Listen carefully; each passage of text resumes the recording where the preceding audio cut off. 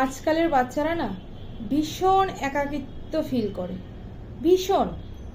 কারণ প্রত্যেকটা ফ্যামিলি না এখন ছোট হয়ে গেছে।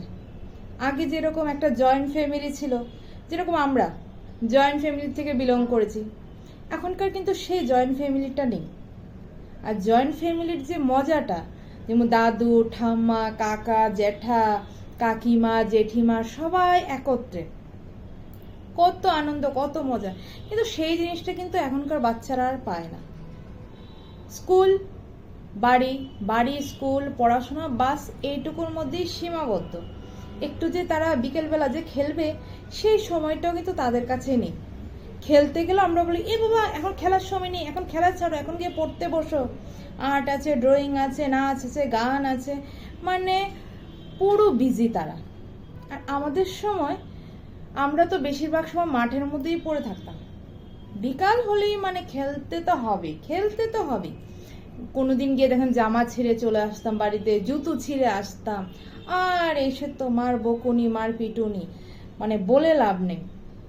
কখনো দেখতাম মা এসে রাস্তার মাথায় দাঁড়িয়ে আছে বড় একটা ব্যাগ নিয়ে, আজকে আয় তুই বাড়িতে, হ্যাঁ রোজ রোজ তুই মাঠে গিয়ে জামা কাপড় ছিঁড়ে আসিস, জামা কাপড় নোংরা করে আসিস, কাদা ছিটিয়ে আসিস, আজ আস তুই বাড়িতে। এইগুলো কিন্তু আর এখন আমাদের বলতে হয় না, তাই না?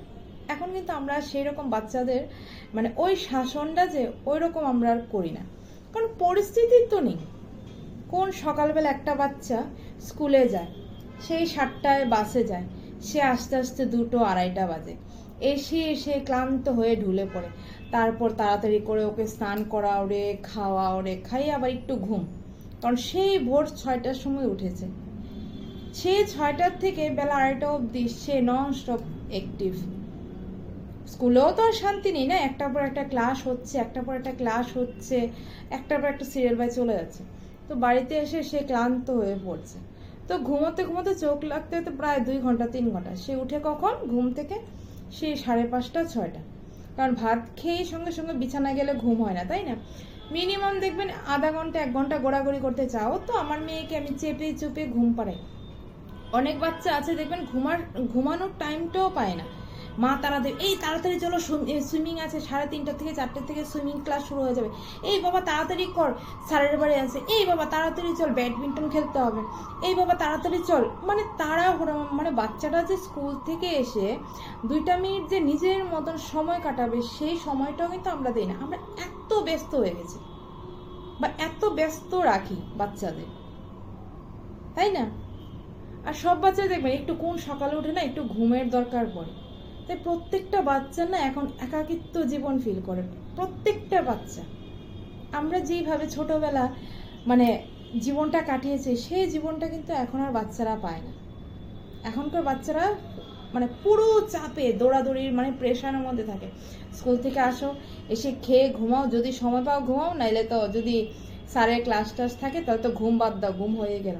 সেই সন্ধ্যাবেলা এসে আবার পড়তে বসে, কারণ সারাদিন তার কাছে সময় নেই, তার কাছে সময় শুধু ওই রাত্রি সন্ধ্যা 2টা ঘন্টায়। তারপর আবার তাড়াতাড়ি ঘুমোতে হবে, খেয়ে দে, তাড়াতাড়ি না ঘুমোলে আবার সকালে উঠতে পারবে না, তাই না? এরকম চলছে। কিন্তু তার মধ্যেও না বাচ্চাদেরকে একটু সময় দিতে হয়, তার মধ্যে একটু বাচ্চাদেরকে সময় দেবেন, বাচ্চাদের মনের কথাটা জানবেন। স্কুল থেকে আসলে না আমি যেরকম মেয়েকে জিজ্ঞাসা করি, বাবা আজকে কী করেছিস স্কুলে, বলতো কী করেছিস, তো শুরু হয়ে যায় মাম্মা এই করেছি, মাম্মা সেই করেছি, মাম্মা এই করেছি, আজকে খেলেছে। আমি কে ব্যথা ব্যথা পেয়েছিস? বলছে না না। তারপর এই করতে করতে করতে করতে কোনো মতো ঘুম পাড়িয়ে দিই।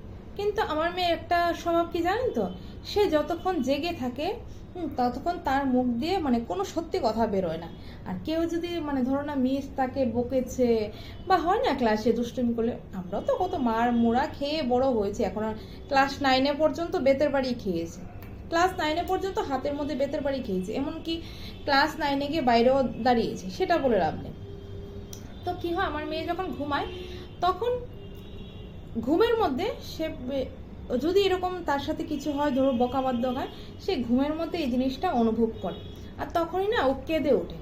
তখন আমি বলি, বাবা কি হয়েছে তোমার, কি হয়েছে তোমার, কাঁদছো কেন, কাঁদছো কেন? তখন তার ভেতর থেকে সত্যি, মাম্মা আজকে না বকেছে, আজকে না এ বকেছে, আজকে না সেই বকেছে, ঠিক আছে, আজকে না ও আমাকে দেখে মুখ ভেঁচকেছে, আমার ফ্রেন্ড না আমাকে দেখে মুখ ভেঁচকেছে, মানে হয় না ওর ভেতর। তখন আমি বলি, বাবা ঠিক আছে আমি ওকে বকে দেবো, বাবা অফিস থেকে